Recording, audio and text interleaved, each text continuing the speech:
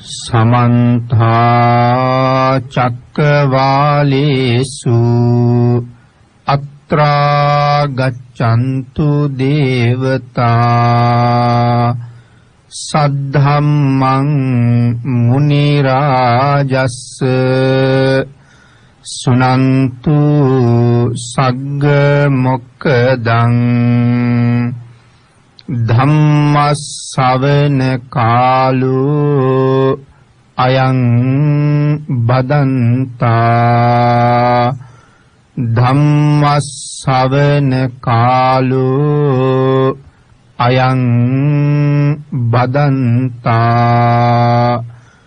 ධම්මස්සවන කාලෝ අයං බදන්තා නමෝ තස්ස භගවතු අරහතු සබ්බ ධම්මේසු අප්පටිහත ඥානචාරස්ස දස බලධරස්ස චතු වේසාරජ්‍ය විසරදස්ස සබ්බ සත්තුත්තමස්ස ධම්මිස්ස රස්ස ධම්ම රාජස්ස ධම්මස්සාමිස්ස තථාගතස්ස සබ්බඤුනෝ සම්මා සම්බුද්දස්ස නමෝ තස්ස භගවතු අරහතු සබ්බ ධම්මේසු අප්පටිහත ඥානචාරස්ස දස බලධරස්ස චතු වේසාරජ්‍ය විසරදස්ස සබ්බ සත්තුත්තමස්ස ධම්මිස්ස රස්ස ධම්ම රාජස්ස ධම්මස්සාමිස්ස තථාගතස්ස සබ්බඤුනෝ සම්මා සම්බුද්දස්ස නමෝ තස්ස භගවතු අරහතු සබ්බ ධම්මේසු අප්පටිහත ඥානචාරස්ස දස බලධරස්ස චතු වේසාරජ්‍ය විසරදස්ස සබ්බ සත්තුත්තමස්ස ධම්මිස්ස රස්ස ධම්ම රාජස්ස ධම්මස්සාමිස්ස තථාගතස්ස සබ්බඤුනෝ සම්මා සම්බුද්දස්ස සද්ධර්ම ශ්‍රාවක කාරුණික ගුණගරුක බෞද්ධ පින්නතුනි බොහෝම ශ්‍රද්ධාවෙන් යුක්තව මාස කීපයකට පස්සේ නැවත වතාවක් ධම්ම නදී තිත්ත සදහම් දේශනා වැඩසටහන ආරම්භ කරන්න සූදානම් වෙන මොහොත මේ වෙනකොට බෞද්ධ මාධ්‍ය ජාලී ගුවන් විදුලි මාධ්‍ය ආරම්භ කරලා වසර 10ක් ආරම්භ වෙලා තියෙනවා. වසර 9ක් සම්පූර්ණ කරලා 10 වෙනි වසර පටන් අරගෙන තියෙනවා. ධම්ම නදී තිත්ත ධර්මදේශනා වැඩසටහන 9 වෙනි වසර අවසාන හරියේ පහුගිය වසංගත තත්ත්වය නිසා නතර වුණා. 10 වෙනි වසර ආරම්භයත් එක්ක නව මුහුණුවරකින් නැවත ආරම්භ කරන්නයි මේ සූදානම් වෙන්නේ. මේ වෙලාවේ අපි විශේෂයෙන් සිහිපත් කරන්න ඕනේ බෞද්ධ මාධ්‍ය ජාලය ආරම්භ කළ අතිගරු දරණාගම කුසල ධම්ම නායක මාහිමිපාණන් වහන්සේ අපවත් වුණත් උන්වහන්සේගේ සංකල්පය උන්වහන්සේගේ බලාපොරොත්තුව දවසින් දවස දියුණුවෙන් දියුණුවට පත් කරමින් ඉදිරියට අරගෙන යන්න උන්වහන්සේ යටතේ පෝෂණය වුණ ඒ සත්පුරුෂ පිරිස කටයුතු කරගෙන යනවා. අවසරයි බොරලන්දේ වජිරඥාන අපේ නායක මාහිමිපාණන් වහන්සේගේ අවවාද අනුශාසනා යටතේ මේ කාර්ය මණ්ඩලය නායක මාහිමිපාණන් වහන්සේගේ බලාපොරොත්තුව දවසින් දවස මල් පල ගන්නවන්න කටයුතු කරනවා. බෞද්ධ මාධ්‍ය ජාලය නිසා මේ රටේ සුවිශේෂී වෙනස්කම් විශාල වශයෙන් සිද්ධ වුණ බව බෞද්ධ අපට රහසක් නෙවෙයි. අයාලේට යමින් තිබුණ විනාශයට යමින් තිබුණ ධර්මයෙන් ඈත් වෙමින් තිබිච්ච මේ සමාජ පරිසරය නැවත වතාවක් දහම පැත්තට හරවලා ජීවිත ධර්මයේ තුලින් නිවැරදි කරගන්න පැත්තට හරවලා තමන්ගේ ජීවිත කුසලයෙන් පෝෂණය කරගෙන සංසාරයෙන් එතර වෙන තැනට මඟ පෙන්වන්න මේ මාධ්‍යයට විශාල හැකියාවක් ලැබුණා. යහපත් වෙන්න උවමනාව තිබුණත් ගුණ පුරන්න අවශ්‍යතාවය තිබුණත් ඒ සඳහා කරුණු කාරණා දැනගන්න හරියටම මගක් නැතුව හිටපු කාලෙක මේ වැඩසටහන ආරම්භ කරලා මේ රටේ නිවැරදි ධර්මයේ ලෝකයට දානය කරන්න පුළුවන් ශ්‍රේෂ්ඨ ස්වාමින් වහන්සේලා විශාල පිරිසක් රටට හඳුන්වලා දීලා නිර්මල ධර්මයේ දායාද කරවන්න නායක මාහිමිපාණන් වහන්සේ ගත්ත ප්‍රයත්නයේට අපි සියලු දෙනාම කෘතඥතා පූර්වකව උන්වහන්සේට පින් අනුමෝදන් කළ යුතුයි. එහෙමනම් මේ සිදු කරන මහ පින්කම් හැම එකකින්ම උන්වහන්සේට පින් සිද්ධ වෙනවා. අපි නිතර නිතර සිහිපත් කර කර පින් අනුමෝදන් කරනවා. සම්බුද්ධ ශාසනයගේ චිර පැවැත්මටත් සදහවත් බෞද්ධයාගේ විමුක්තියටත් උන්වහන්සේ හදලා දුන්න මේ මඟ නිසා. එහෙමනම් අද මේ ධර්ම දේශනාවන් සිදු කරලා අපි රැස් කරගන්න සියලුම පුණ්‍ය ධර්මයන් මුලින්ම නායක මාහිමිපාණන් වහන්සේට අනුමෝදන් කරවමු. උන්වහන්සේ ප්‍රාර්ථනා කළා නම් යම් බෝධියකින් නිවනට යන්න ඒ උතුම් බෝධිය සැප සහිතව මුදුන්පත් කරගන්න උන්වහන්සේට ශක්තිය ධෛර්යය භාග්‍ය වාසනාව උදා වේවා කියලා ප්‍රාර්ථනා කරමු. පින්නතුනි අද ධර්ම දේශනාවේ මාතෘකාව හැටියට මම යොදා ගන්න කල්පනා කළේ ධම්මපද පාළියේ සඳහන් වන ගාථා රත්නයන් දෙකක්. මලිත්‍යා දුච්චරිතං මච්චේරං දදතෝ මලං මලාවේ පාපකා ධම්මා අස්මින් ලෝකේ පරම්හිච තතෝ මලා මලතරං අවිජ්ජා පරමං මලං ඒතං මලං පහත්වාන නිම්මලා හෝත භික්ඛවෝ. අපේ බුදුරජාණන් වහන්සේ ශ්‍රී මුක ධාතුවෙන්ම දේශනා කොට වදාළ මේ ගාථා රත්නයන් දෙකේ සරල තේරුම අපි කෙටියෙන් සිහිපත් කළොත් මලිත්‍යා දුච්චරිතං ස්ත්‍රියට දුෂ්චරිතය කිලුට මච්චේරං දදතෝ මලං දන් දෙන්න කැමති පුද්ගලයාට ලෝභකම කිලුට මලාවේ පාපකා ධම්මා අකුසල ධර්මයන් මෙලව පරලොව දෙකටම කිලුටක් තතෝ මලා මලතරං අවිජ්ජා පරමං මලං මේ හැම මලයකටම වඩා හැම කිලුටකටම වඩා අවිද්‍යාව සසර දිගටම සත්වයා ඇදගෙන යන මහ ලොකුම කිලුටයි. ඒතං මලං පහාන්තුවාන නිම්මලා හෝත බික්කෝ. මහණෙනි ඒ හැම මලයක්ම නැති කරලා නිමල නිර්මල නොකිලිටි පුද්ගලයෙක් බවට පත් වෙන්න උත්සාහ දරන්න කියන එකයි භාග්‍යතුන් වහන්සේගේ දේශනාව. මේ ගාථා රත්නය දේශනා කොට වදාළේ අපූර්ව කාරණාවක් මුල් කරගෙන.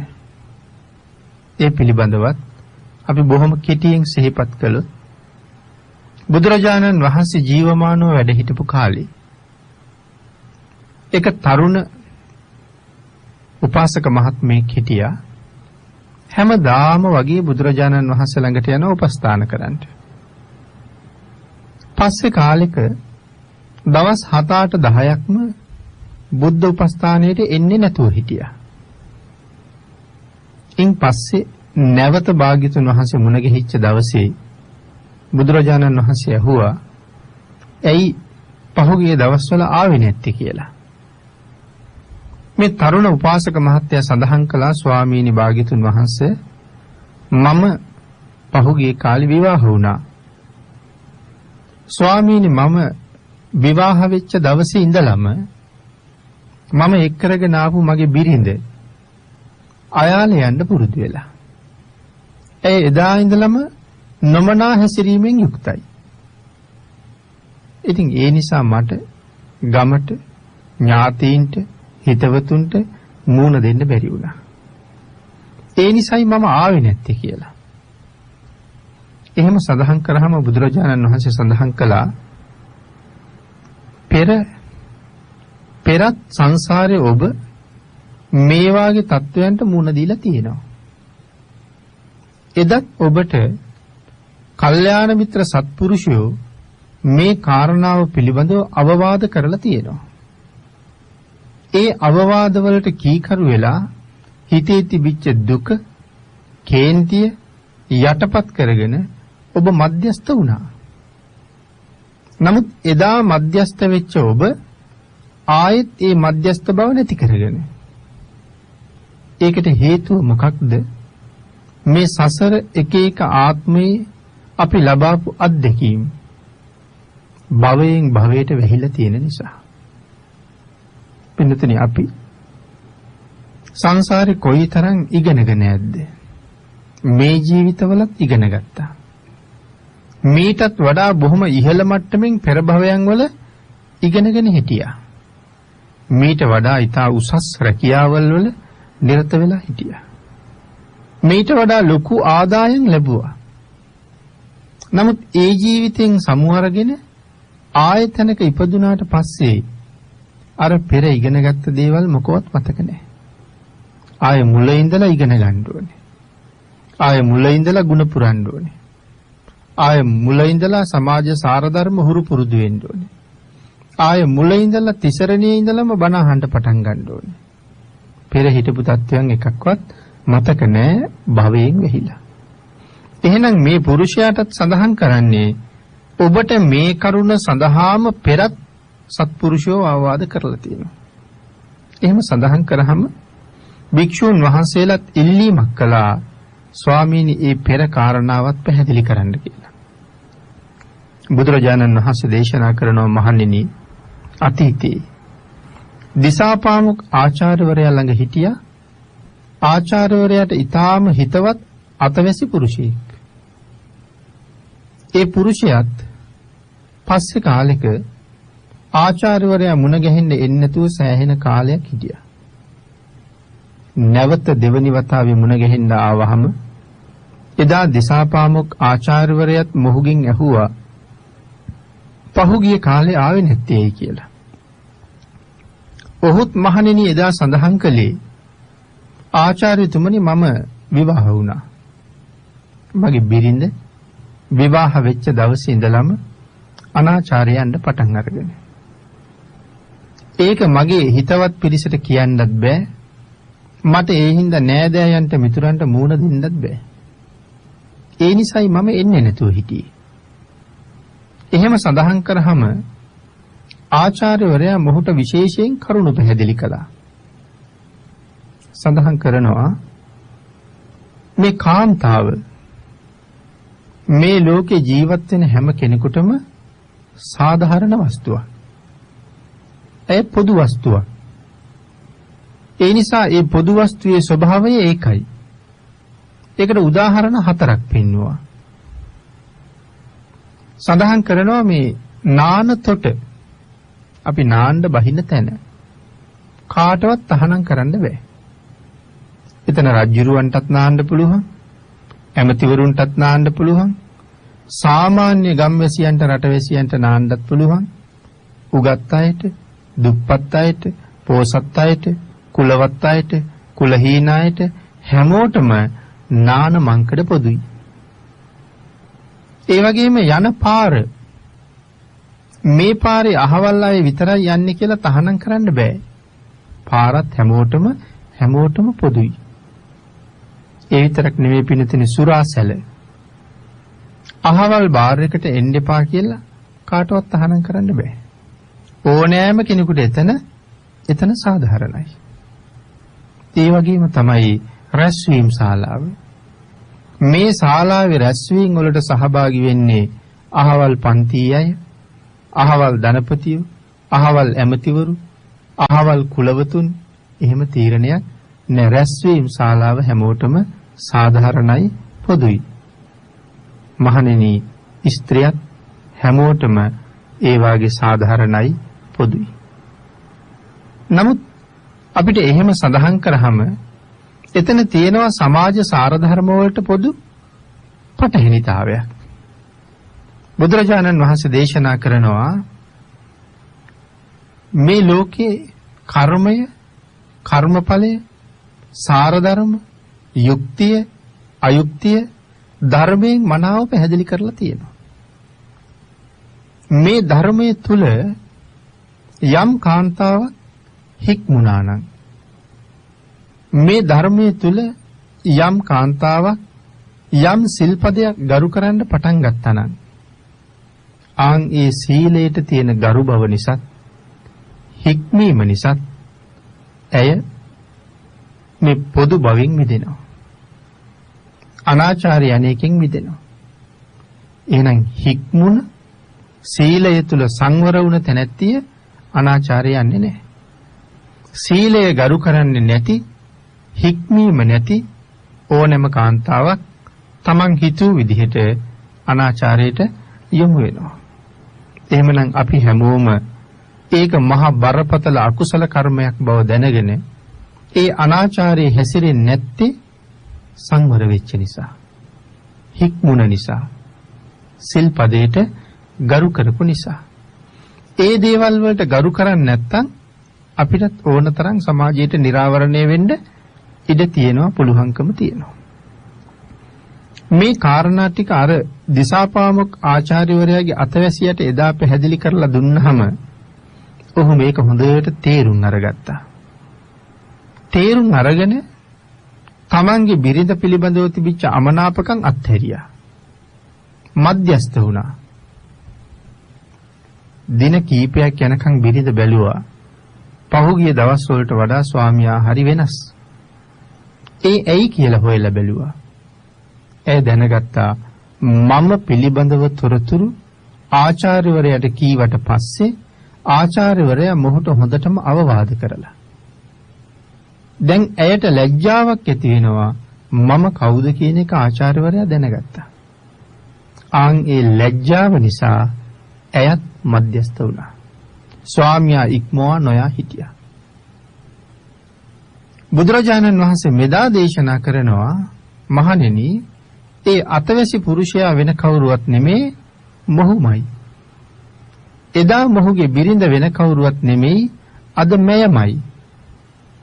එදා මොහුට අවවාද කළ දිසාපාමොක් ආචාර්යවරයා වෙන කවුරුවත් නෙමෙයි, ලෞතුරා බුදු වෙච්ච මමමයි. එදත් මගේ අවවාදයෙන් හික්මුණ මොහු අද ඒක අමතක වෙලා. අදත් ඇයම විවාහ කරගෙන ආපහු ඇය නිසා දුකට සංతాපයටපත් වෙලා. එදා හික්මුණ කරුණු ටික මතක තිබුණා නම් අදත් ඔහු එහෙම්මම තමන්ගේ දුක නිමා ගන්නවා. නමුත් එදා පණිවිඩයේ භවයෙන් වැහිලා නිසා ආයෙත් අලුත් තැනක පටන් අරගෙන. මේක තමයි සංසාරේ හැටි. ඔබත් එහෙමයි, මමත් එහෙමයි. බුදුරජාණන් වහන්සේගේ ධර්මය අහන පළවෙනි ජීවිතේ මේක නෙමෙයි.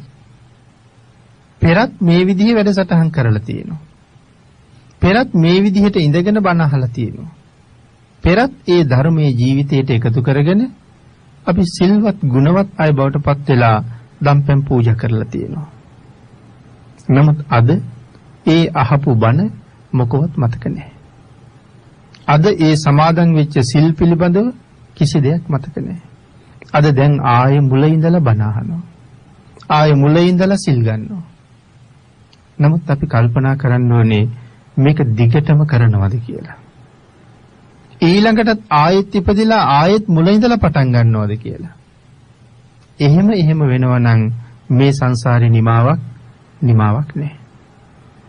ආන් ඒ නිසා මේ කරුණු ටික පැහැදිලි කළා. ස්ත්‍රියට දුෂ්චරිතය කිලුටක්. ඒ වගේම දන් දෙන කෙනාට මසුරුකම කිලුටක්. දන් දෙන්න හිතෙනවා. අපි දන් දෙනවා. නමුත් සමහර දේවල් දෙන්න ගියහම තමන්ගේ හිත ඇතුළෙම ආපහු අදහසක් එනවා මෙච්චර දෙන්න ඕනේ මේ තරම් වටිනෙව්ව දෙන්න ඕනේ. ආන් එහෙම කිලුටක් එනවා. මට දන් දෙන්න ආසාව තියෙනවා. නමුත් අර කිලුට ඇවිල්ලා හරහට හිටලා මට කරදරයක් වෙලා. සමහරවිට දින ගාණක් ඒක කරදර කරනවා. මේක දෙනවද නැද්ද කියලා. අන්තිමට නොදීම අත්හරිනවා. නැත්තම් තර්ක කරලා තමයි මේක දෙනවා කියන තැනට එන්න වෙන්නේ. ඉතින් එහෙම තර්ක කරන්න උනේ මසුරුකම නිසානේ. ආන්නේ මසුරු සිත දන් දෙන පුජ්‍යලයන්ට හරි කරදරයක්, හරි කිලුටක්. අකුසල ධර්මය අපේ මෙලොවත් විනාශ කරනවා. පරලොවත් විනාශ කරනවා. මලාවේ පාපකා ධම්මා. එලවට මෙලවට දෙකටම කොහොමත් අකුසල් කිලුටක්මයි. හැබැයි මේ ඔක්කොටම වඩා අවිද්‍යාව කිලුටක්. මේ සියල්ලම අවිද්‍යාව නිසා. එතකොට මොකක්ද මේ අවිද්‍යාව කියලා කියන්නේ? චතුරාර්ය සත්‍ය ධර්මයේ පිළිබඳව තියෙන මනා අවබෝධයක් නැතිකම. බුදුරජාණන් වහන්සේ පැහැදිලි කළා යම් කාන්තාවක් අයාලි ගියා නම් පොදු වස්තුවක් හැටියට.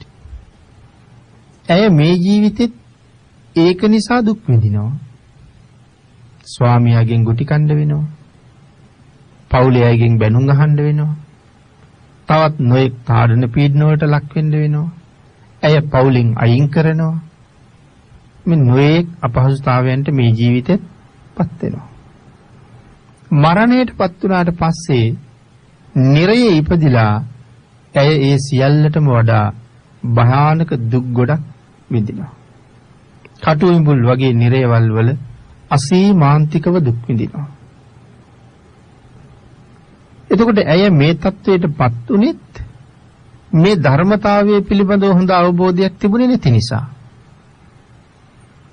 දන් දෙන පුජ්‍යලයා ලෝභකම මුල් කරගෙන අපහසුතාවයටපත් වෙලා දෙන දානීය සීමා සහිත කරගත් හිතේ හැටියට දී ගන්න බැරි වුණේ මේ අවිද්‍යාවෙන් හින්දා. මේ සසර පව් රැස් කරම කටයුතු කළෙත් ඒ අවබෝධය නැති නිසා. අන්න ඒ නිසා දේශනා කළා යම් කෙනෙක් ළඟ කාමයේ තියෙනවා නම් රාගයේ තියෙනවා නම් ඒකට කියන්නේ සමුදය සත්‍ය කියලා. කාම රාග ක්‍රියාත්මක වෙනවා නම් ඒ සමුදය සත්‍යය. ඒකේ ප්‍රතිඵලය මොකද්ද? දුක්ඛ සත්‍යය. කාම රාග එහෙම නැත්නම් තණ්හාව. අර කාන්තාව ස්වාමියා ඉක්මවලා අයාලේ ගියේ තණ්හාව නිසානේ. තමන්ගේ තියෙන ආසාව වැඩි නිසා. රාගය පිළිබඳව දැඩි තණ්හාවක් තියෙන නිසා අයාලට යමු වුණා. ඒකේ ප්‍රතිඵලය අපි මුලින් සිහිපත් කළා වගේ මෙලවත් අනාරක්ෂිත ජීවිතයක් ඇයට තියෙනවා. අදත් සමාජය තුළ අපි ඒ වගේ දේවල් ඕනතරම් අහනවා, ඕනතරම් දකිනවා. සමහර අය ගහලා මරලා, සමහර අයට වෙඩි තියලා මරලා, සමහර අයට ගිනි තියලා මරලා, සමහර අය එල්ලලා මරලා, සමහර අය කපලා කොටලා මරලා. ඒ මේ වාගේ පසුබිම් තත්වයන් එක්ක.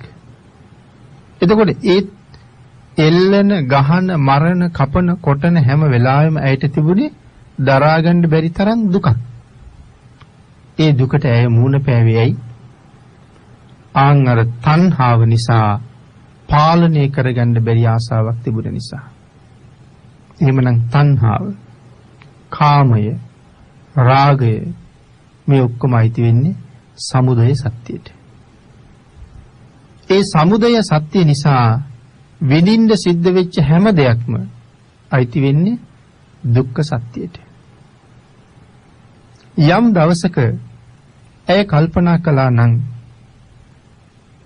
මම මේ කරගෙන යන වැඩි සමාජ සාරධර්ම වලට පටහැනි, සීලයට පටහැනි, හික්මීමට සංවරයට පටහැනි.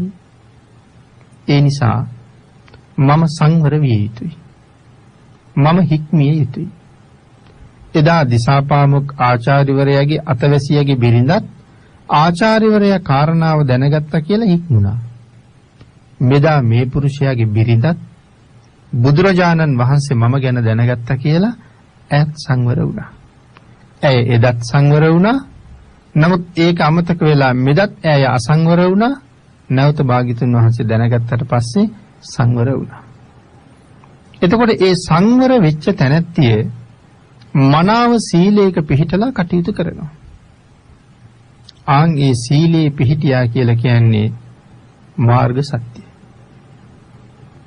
ආය සැරයක් ඒ අකුසල් වලට නොයා ගුණධර්ම සම්පූර්ණ කරගෙන සංසාරයෙන් එතර යන්න මාර්ගයට ළඟා වීමක් තමයි අකුසලයන්ගෙන් ක්‍රමක්‍රමයෙන් ඈත් වෙනවා කියලා කියන්නේ.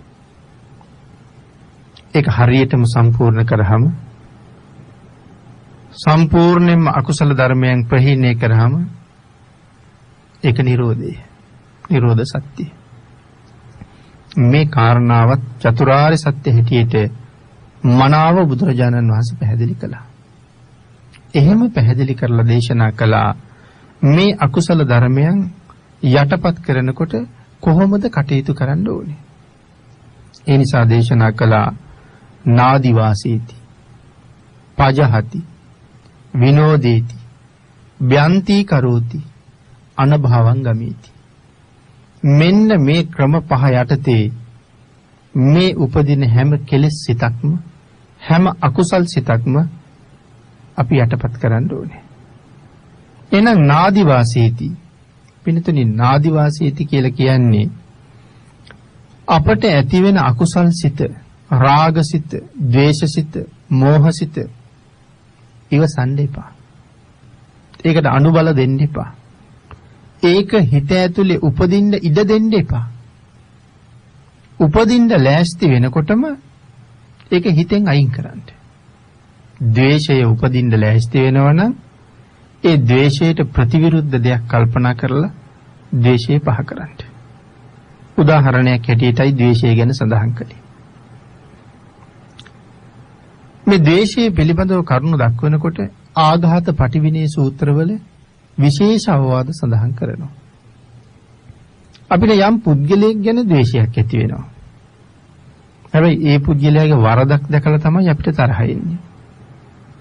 හැබැයි හැම මිනිහෙකුගේම ජීවිතේ වැරදි වලින් විතරක් පිරීලා නැහැ.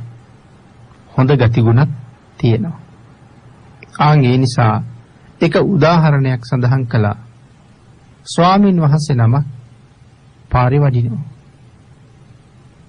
උන්වහන්සේ සිවුරක් හදාගන්න මග වැටිලා තියෙන රෙදි කෑල්ලක් තිබුණොත් ඒක අරගන්නවා.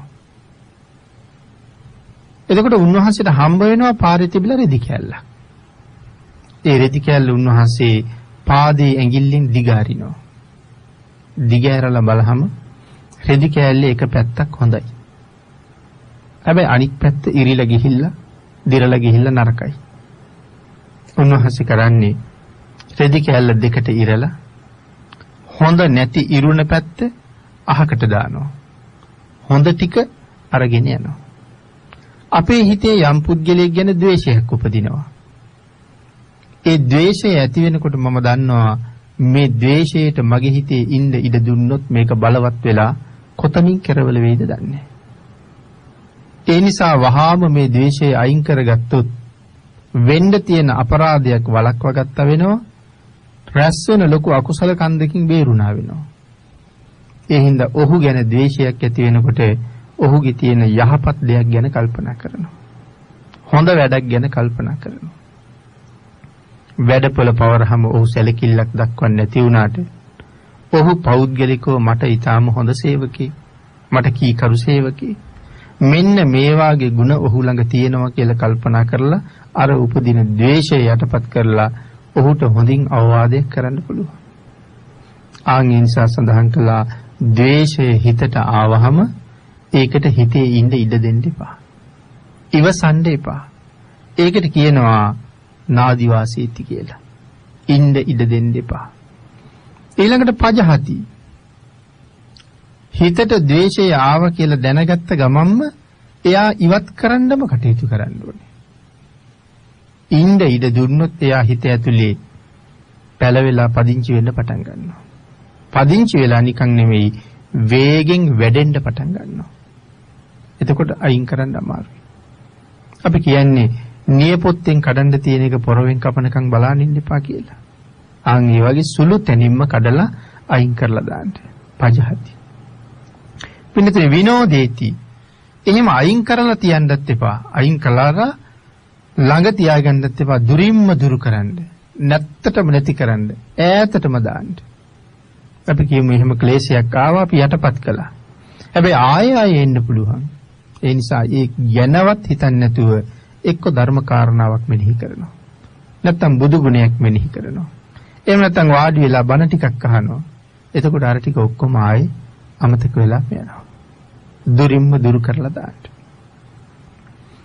හැබැයි ඒ දුරින්ම දුරු කෙරුවත් ආයෙත් පස්සේ එන්න පුළුවන්. ආන් ඒ නිසා සඳහන් කළා නාදිවාසීති. විනාශ කරලා දාන්න. මගේ හිත ඇතුලේ උපදින්න දෙන්නේ නැතුව විනාශ කරන්න. හැබැයි එහෙම විනාශ කළාට දවසක් දෙකක් තුනක් සතියක් මාසයක් ගිහිල්ලා ආපහු වෙන්න පුළුවන්. සර්පෙක් වාගේ සතෙක් සමහර වෙලාවට ඈතට ගෙනහිල්ලා විසි කරලා එනවා. ඒත් ආපහු එනවා. සමහර සත්තු මරලා දැම්ම කියලා අයින් කළාට පස්සේ කාලේ ආයෙත් පණ උපදිනවා. සමහර ගහක අතු කපලා විසි කරලා දැම්මහම ටික දවසක් වේලිලා තිබිලා ආයෙ එතන පැලවෙනවා. ආන් ඒ වාගේ තත්වයකට එන්න පුළුවන්. ආන් ඒ නිසා සඳහන් කළා අනභවංගමීති. නැත්තටම නැති කරන්න. දුරින්ම දුරු කරන්න. නැවත නූපදින තත්වයටම පත් කරන්න. පින්නතරි මේකට හොඳ උදාහරණ. සමහර වෙලාවට අපි කියමු වැලි ගොඩක් තියෙනවා. අපි ගෙදරට ගෙනාපු වැලි ගොඩක්. ඉතින් මේ වෙනදා ගෙනාපු වැලි වලට වඩා මේ වැලි ගොඩ දැක්කම හරි සතුටුයි. හොඳ වැලි, පිරිසිදු වැලි. ඒ නිසා අපි වැලි ටික අතට අරන් අනික් අයටත් පෙන්නනවා. සමහරවිට බාසුන් නැහලටත් පෙන්නනවා අද වැලි එක හොඳයි නේද? හරි ෂෝක් වැලි එක. දැන් වැලි ගොඩ ගැන අපිට තියෙන්නේ පුදුම පැහැදීමක්.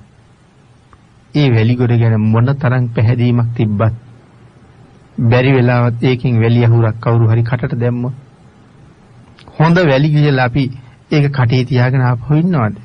ඒක වහාම තූ කියලා අහකට දානවා. අහකට දාලා වතුර ගෙනල්ලා ආපහු කට හොඳට හොදලා නැවත අමුක් කර බලනවා කොහේ හරි වැලියට තියනවද කියලා. අයින්ම කරලා දානවා වැලි.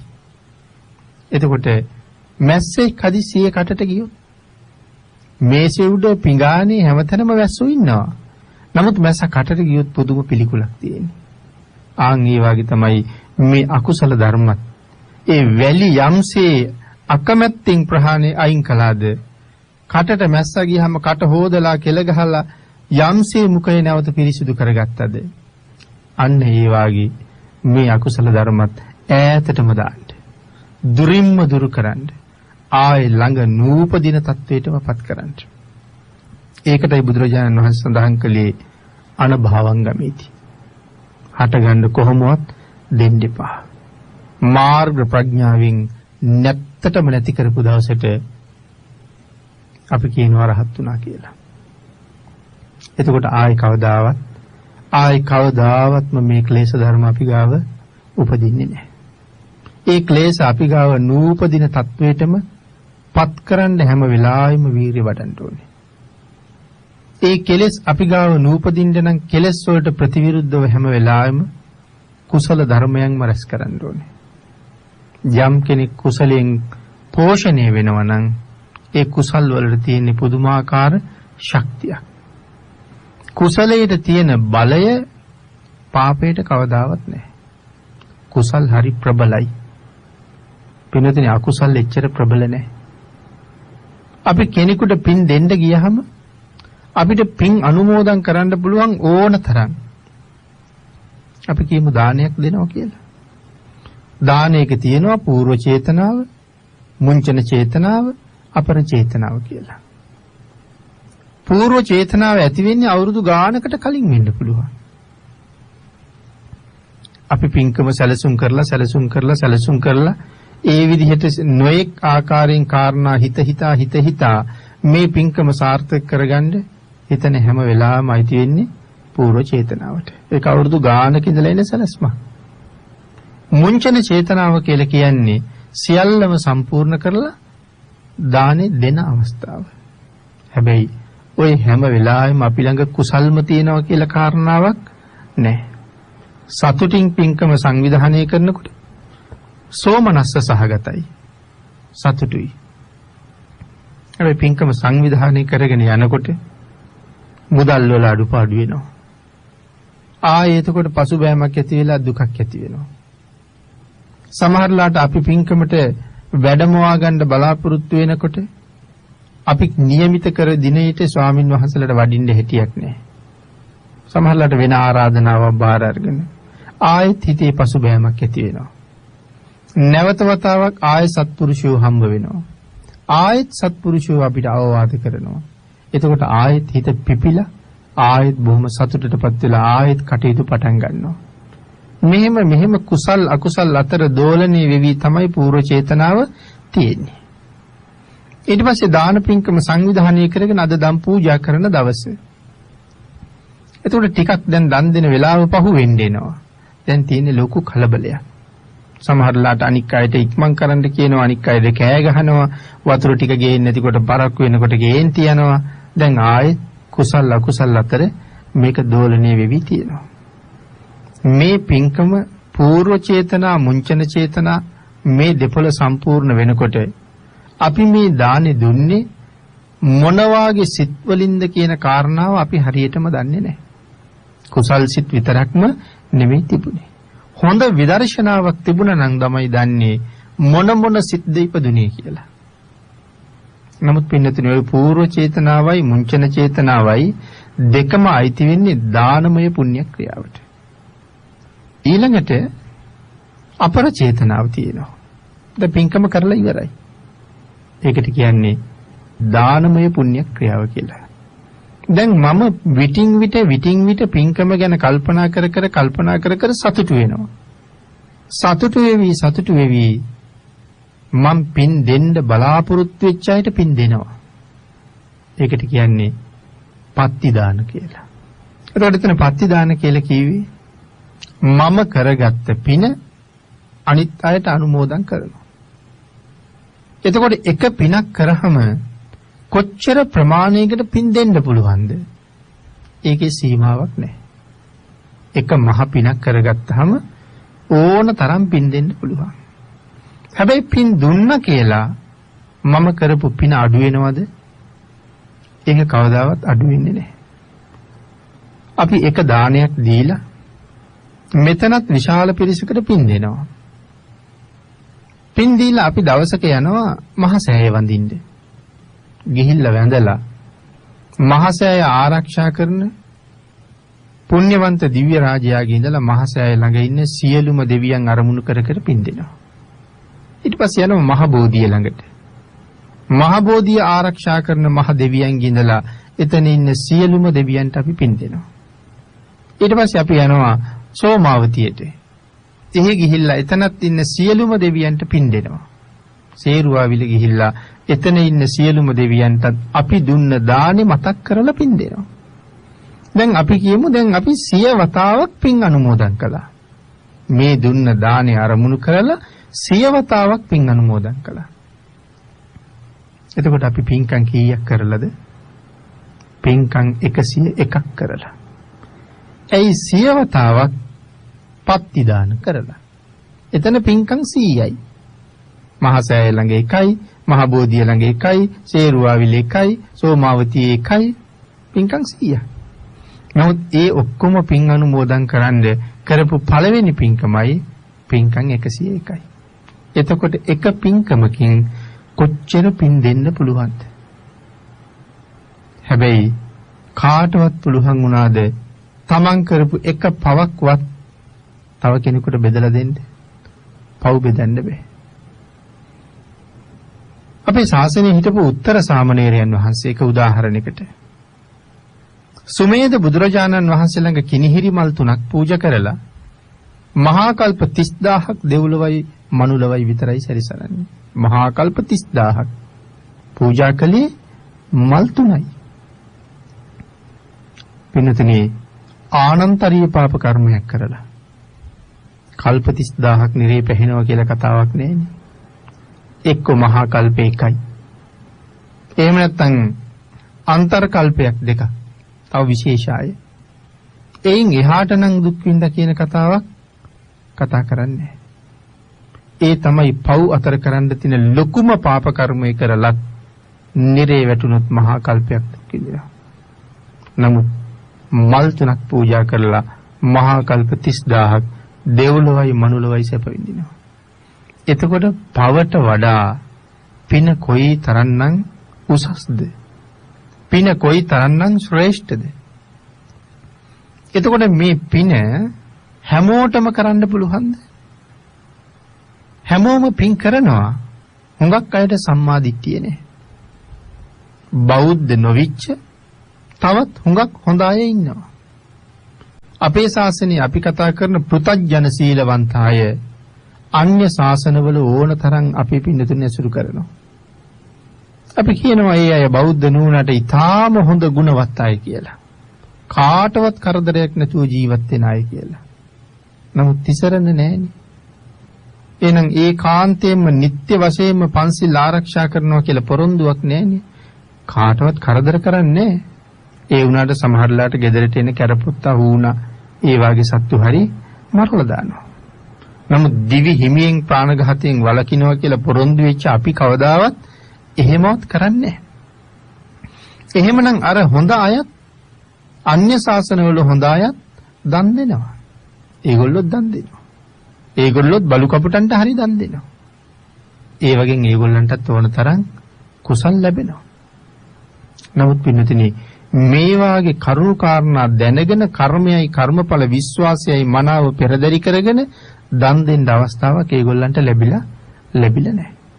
නමුත් බෞද්ධයේ සම්මත පෞල් පරිසරයක ඉපදිලා අපි සිද්ධ කරගන්න තරම් කුසල් රැස් කරගන්න මේ ලෝකේ වෙන කාටවත් පුළුවන්කමක් නැහැ. එහෙනම් ඒ වාගේ පරම භාග්යක් බුද්ධෝත්පාද කාලයක සම්මාදිට්ඨිකව ඉපදිලා ලබලා තියෙන මේ මොහොතේ මේ ගාථා රත්නයේ මුලින් සඳහන් කළා වගේ ඒ පරම අකුසල කර්මයන්ට එළඹෙන්නේ නැතුව කටයුතු කරන්නත් අපි ආරක්ෂා වෙන්න වග බලා ගන්න ඕනේ. පෙරත් ඕන තරම් බුද්ධ ශාසනවල අපි ඉපදුනා. පෙරත් ඕන තරම් බුද්ධ ශාසනවල අපි දන් දුන්නා. පෙරත් ඕන තරම් බුද්ධ ශාසනවල අපි බණ ඇහුවා, අපි බණ කීවා.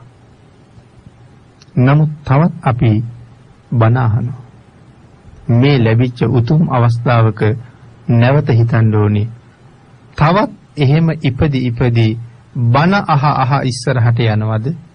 එහෙම නැත්නම් අහපු ධර්මයේ ජීවිතයට වඩා ප්‍රායෝගික කරගෙන මේ ධර්මය තුලින් උසස් ඵලයක් හොයාගන්න මේ අවස්ථාවේ වීරිය වඩනවද කියන කාරණාව තීරණය කරන්න ඕනේ. නැත්නම් සංසාරේ දිගටම යනවා විතරයි. ඒ දිගටම යන ගමනේ හැමදාම මේ විදිහට පින් කරන්න අවස්ථාවක් එනවමයි කියන කාරණාවක් නැහැ. අබුද්ධෝත්පාද කාලවල ඕන තරම් උපදිනවා. අසත්පුරුෂයන්ගේ පාප මිත්‍රයන්ගේ ඇසුරට ඕන තරම් ලක් වෙනවා. ඒ ලක් වෙලා සතර අපායේ උපදින්න හදාගන්න අවස්ථාවලුත් ඕන තරම් තියෙනවා. මේ ජීවිතෙත් මේ හිටියට පෙර භවවල කරපු අකුසල කර්මයන් නිසා සතර අපායට යන්න පෙර කරපු අකුසල් තාමත් අපි නිරේට ගෙනියන්න බලාගෙන ඉන්නවා.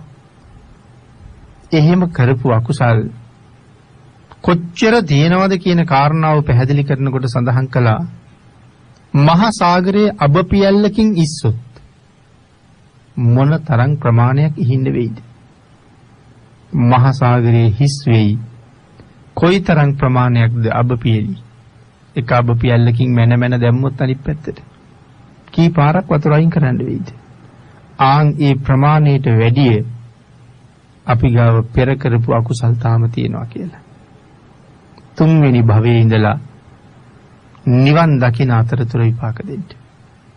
මේ ජීවිතේ අපි කොච්චර හොඳ වුණත් පෙර කරපු අකුසල් ඕන තරම් තියෙන බව පැහැදිලි කරනවා. අපි සඳහන් කළානේ උත්තර සාමණේරයෝ ගැන. කල්ප 30000ක්ම දෙව්ලොවයි මනුලොවයි. අන්තිම ආත්මේ සරියුත් මහරහතන් වහන්සේගේ ශිෂ්‍යයෙක්. ඒක අන්තිම ආත්මේ. මනුලොව ඉපදුනහම රත්තරන් පාටයි. කිනිහිරි මල් පූජා කිරීමේ පින තව තියෙනවා. ඉතින් ඒක ඇමතිවරයෙක් යෝජනාවකුත් කළා තරුණ වයසේදී තමන්ගේ දුව විවාහ කරගන්න කියලා. ඒ විවාහයත් ප්‍රතික්ෂේප කරලා තමයි මහාන වුනේ. මහාන වෙලා සරියුත් මහරහතන් වහන්සේ ළඟ එක දවසක් ඇහුව ස්වාමීනි අසනීපයක් වගේ නේද? රහතන් වහන්සේ සඳහන් කළා අසනීපයක් තියෙනවා. මං එහෙනම් බෙහෙත් හොයාගෙන එන්නම්.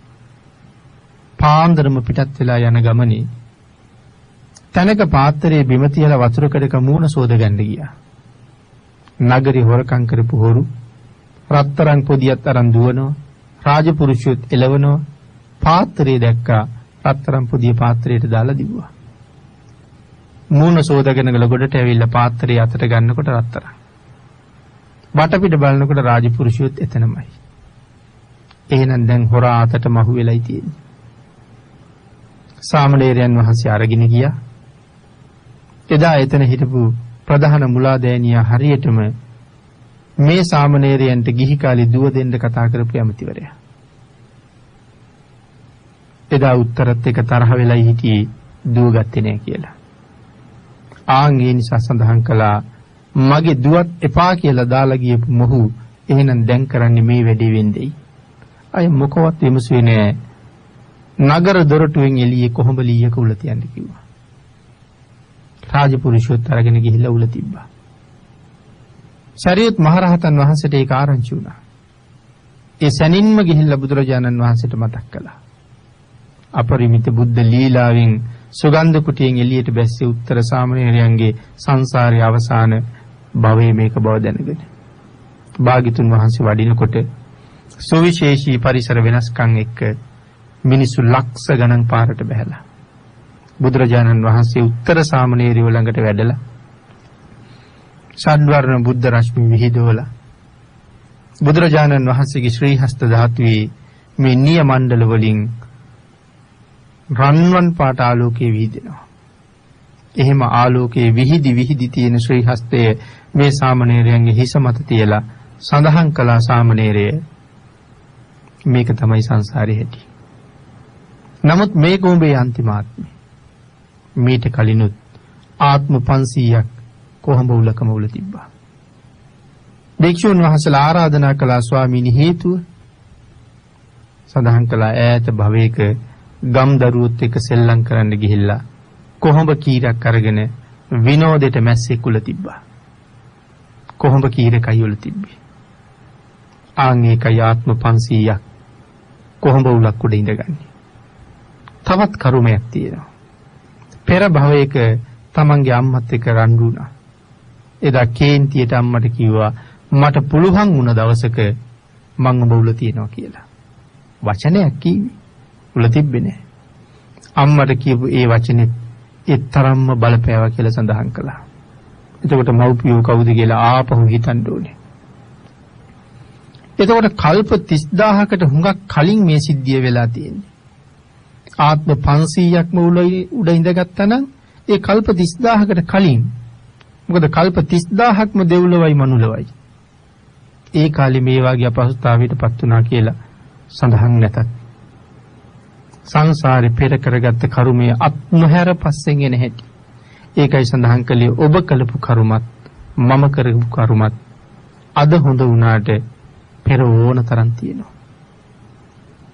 දුක සැප මිශ්‍රව මේ සංසාරේ අපිට විපාක දෙනවා. ආන් ඒ නිසා වහ වහ භයානක සසරෙන් එතර වෙන්න මිසක් මේ සංසාරේ තව සුගතිගාමී වෙවි සැප විඳීම යන විඳම යනවා කියන කාරණාවක් නම් නැහැ. ලැබුණ අවස්ථාවෙන් ප්‍රයෝජන අරගෙන සංසාරයෙන් එතර යන්නම අපි හැමෝම වීර්ය වඩන්න ඕනේ, උත්සාහ කරන්න ඕනේ. ඒකට ලැබිච්ච හොඳ අවස්ථාවක් අපිට තියෙන්නේ. මේ අවස්ථාව හෙට මට නැති වෙන්න පුළුවන්. අද රෑ වෙනකොට මට නැති වෙන්න පුළුවන්. හදිසියෙ අසනීප වෙයි, මැරිලම වැටෙන්නත් පුළුවන්. ලෙඩ ඇඳක දවස් ගාණක් දුක් විඳලා මැරෙන්නත් පුළුවන්. හදිසියෙ අද ලෙඩ වෙලා රෝහලට අරන් ගියොත් අපි කවුරුවත් හිතන්නේ නැහැ ආපහු ගෙදර එන්නේ නැහැ කියලා.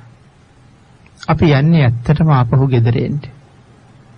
සාමාන්‍ය වාට්ටුවේදී තව ටිකක් අසනීප වෙනවා. ඊට පස්සේ අපි දැඩි සත්කාරයකට දානවා. ඒ අරන් ගියාම වෙන බාහිර දේවල් මොකවත් පේන්නේ නැහැ. පියවි හුළඟ ඇඟට වදින්නෙත් නැහැ. අහස පේන්නෙත් නැහැ, පොළොව පේන්නෙත් නැහැ. ගහකොළ පේන්නෙත් නැහැ, ඉරහඳ පේන්නෙත් නැහැ, මහ පොළොව පේන්නෙත් නැහැ. පරිසරයේ පියවි පරිසරයේ මොකවත්ම පේන්නේ. නමුත් මේ පරිසරයෙන් ඒ ඇතුළට යනකොට කවදාවත් හිතුවද ආයි මේ එළියට ඇවිල්ලා මේ පරිසරය දකින්නේ නැහැ කියලා? එහෙම අදහසක් තිබුණෙම නැහැ. නමුත් එතන ඇඳ උඩ බොහොම වේදනා විඳ විඳ අර බිත්ති හතර දිහා විතරක් බලාගෙන ඉන්නකොට මතක් වෙන්න පටන් ගත්තොත් ධර්මයක් තිබුණා. තුනුරුවන් වැඩ හිටියා. ඒ තුනුරුවන් සරණ ගිහිල්ලා පිනක් කරගත්තේ නැති අපි දුර්ලභයි කියලා දේශනා කළා මනුස්ස ජීවිතේ. භයානකයි කියලා දේශනා කළා සතර අපාය. ඒ සතර අපායෙන් මිදෙන්න මෙහෙම කටයුතු කරන්න කියලා අනුශාසනා කරලා තිබුණා. මට දුර්ලභ ජීවිතෙන් ප්‍රයෝජන ගන්න බැරි වුණා කියලා හිතුනොත් ඒ පුද්ගලයා මැරෙන්න ඉස්සරලා ඉන්නේ මහ පුදුම නිරේක. ලොකු දුක්ඛන්දරාවක්. නමුත් මේ වාගේ මහ පිංකම් සිද්ධ කරගෙන තිබුණාම හිතා සතුටු වෙන්න පුළුවන් අවස්ථාවලකින් ජීවිතේ පිරීලා තිබුණාම එතකොට මතක් වෙන්නේ මම මේ ශාසනයක කරගත යුතුයි කියන හොඳ මහ පිංකම් ගොඩක් සම්පූර්ණ කරගත්ත කෙනෙක්. දැන් අපි පිනක ප්‍රබලතාවය ගැන ටිකක් දැනගත්තා. ඒ ගැන හිත සතුටු වෙන කෙනා හොඳටම දන්නවා මේ කායික වේදනාවෙන් දැන් මම පීඩා වින්දත් තව ටිකකින් මේ ඇඳ උඩ මැරිලා ගියත් මීට වඩා හොඳ තැනක ඉපදිලා තව ගුණ පුරන්න අවස්ථා හදාගන්න මම මෙතෙක් ජීවිතේ ඵල නෙලලා තියෙනවා කියලා හිතන කෙනා ගොඩක් සතුටු වෙනවා. එහෙමනම් පින්නතුනි මුලින් සඳහන් කළ විදිහට සසර දිගටම අරන් යන්නේ අවිද්‍යාව. පුළුවන් තරම් වීරිය වඩලා ඒ අවිද්‍යාවෙන් අත මිදිලා පිළිවෙලින් දුක්ඛ සත්‍ය නැති කරලා සමුදය නිරෝධ මාර්ග දැන් මාර්ග සත්‍යයෙන් නිරෝධ සත්‍ය දැකලා සංසාරයෙන් එතර යන්න කටයුතු කරගන්න ලැබුණ අවස්ථාවෙන් උපරිම ප්‍රයෝජන අරගෙන මේ සංසාරයෙන් මිදෙන්න මේක හොඳ අවස්ථාවක් බවට පත් කරගන්න අපේ පින්නතුන්ට රත්නත්‍රි ආශිර්වාදයෙන් ශක්තිය, ධෛර්යය, වාග්ය, වාසනාව උදා වේවා කියලා ආශිර්වාද කරනවා. පින්නතුනි අද ධම්මනදීතිත්ත ධර්මදේශනා මාලාවේ මෙම ධර්මදේශනාවේ දායකත්වයේ දරනු ලබන්නේ දීපලාල් විජේරත්න මැතිතුමා. විශේෂයෙන් පුණ්‍යානුමෝදනා කරනවා දුක් විඳින ජනයන් සසරෙන් එතරට යැවීම ඒ සඳහා මම්පෙත් විවර කර දෙමින් දහම් නැමැති දිව්‍යමය ඔසුවෙන් අපට සංග්‍රහ කරන අප කල්යාණ මිත්‍ර අවසරයි ගෞරවනීය කෝරළයාගම සරණතිස්ස ස්වාමින් වහන්සේට කියලා බොහෝම සත්පුරුෂයින් හැටියට අනුකම්පාවෙන් දයාවෙන් කරුණාවෙන් අපට ආශිර්වාද කරනවා. අද දින දායකත්වයේ දරමින් කොළඹ 116න් 1 ලේක්පාරේ පදිංචි දීපලාල් විජේරත්න මහත්මයාට ජූනි මාස 26 වෙනි දිනට 54 වන ජන්මදිනයේ සැමරූ ඉමාලි ප්‍රියංජලා විජේරත්න මහත්මියටත් ශේනුකී විජේරත්න දියණියටත් නිසිත් විජේරත්න සහ ෂෙවින් විජේරත්න පුතණුවන්ටත් සුජීවත්ව සිටින තම මෑණියන් හේමා ජයසිරි මහත්මියටත් මෙම ධර්ම දානමය කුසලයේ ආශිර්වාදය හේතු වේවා. පින්කමක් කර ගැනීමට ධර්ම දානමය කුසලයේ ආශිර්වාද පින්කමක් කර ගැනීමට බලාපොරොත්තු වෙන බව සිහිපත් කරනවා. දේශප්‍රිය මහත්මයාටත් ජූනි මාස 26 වන දිනට 45 වන ජන්මදිනයේ යෙදුන ප්‍රියංකා රණසිංහ මහත්මියටත් දූවරුන් දෙදෙනාටත් ආශිර්වාද කිරීමට මෙම පින්කමෙන් බලාපොරොත්තු වෙන බව සඳහන් කරනවා.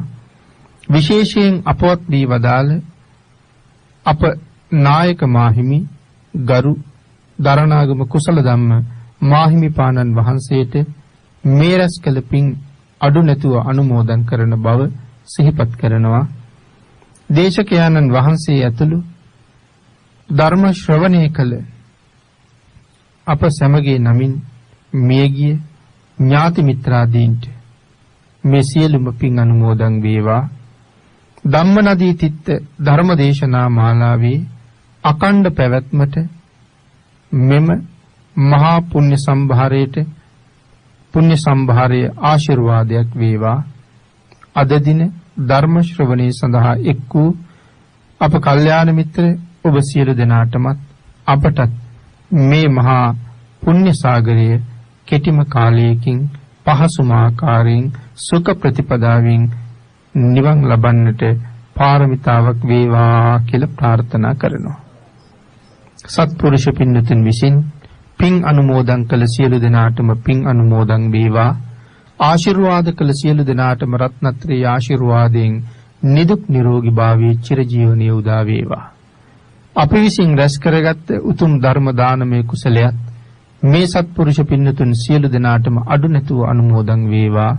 ඔබ අප සියලු දෙනාටම ඊ타ම ඉක්මන් භවයක ඊ타මත්ම කෙටි කාලයකින් සැප සහිත ප්‍රතිපදාවකින් චතුරාර්ය සත්‍ය ධර්ම අවබෝධය සඳහාම පාරමී වේවා කියලා ප්‍රාර්ථනා කරමු. ආකාශට්ඨා ච බුම්මට්ඨා දේවා නාග මහිද්దికා පුඤ්ඤන්තං අනුමෝදිත්වා චිරං රක්ඛන්තු ලෝක සාසනං දේවෝ වස්සතු කාලේන සස්ය සම්පatti හෝතු ච පීතෝ භවතු ලෝකෝ ච රාජා භවතු ධම්මිකෝ. බෞද්ධ මාධ්‍ය සත්කාරයේහි කොළඹ 7 ශ්‍රී සම්බෝධි විහාරස්ථ නව ගුවන් විදුලි මැදිරි සංකීර්ණයේහි පටිගත කෙරෙනු පූජනීය කෝරළයාගම සරණතිස්ස ස්වාමින්ද්‍රයන් වහන්සේ විසින් දේශනා කොට වදාළ අද දිනට නියමිත ධම්ම නදී තිත්ත සද්ධර්ම සංග්‍රහය ඉන් සමාප්තයි.